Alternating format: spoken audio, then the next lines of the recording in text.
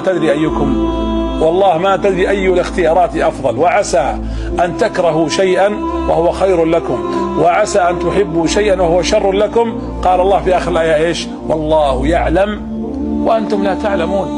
أنت ما تدري، ولذلك لا تخاف. وحيد ما عليك، الحالك ما عليك، ما جاك عيال ما عليك، ما جاك بنات ما عليك، ما رزقت، مات أبنائك، أصبحت وحيدا، تركوك أصدقائك وأحبابك، ما هو مشكلة. كن مع الله، ومن كن مع الله كان الله معه، والله دائم مع المتقين. إن الله مع المتقين، والله مع المحسنين ومع المؤمنين ومع كل إنسان قريب منه سبحانه وتعالى. يموت أبوه أبو طالب، عبد المطلب عفوا، يموت عبد المطلب، ولحظة وفاة عبد المطلب لما جاءته سكرات موته، طبعا مات فجأة بدون مقدمات. نادى ولده أبو طالب، لأن أبو طالب شقيق عبد الله عم النبي صلى الله عليه وسلم.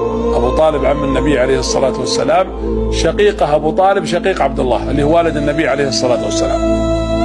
نعيد، النبي صلى الله عليه وسلم الآن جده عبد المطلب في لحظات الموت في احتضار، ونادى أبو طالب ولده قال: أوصيك بابن أخيك خيرا.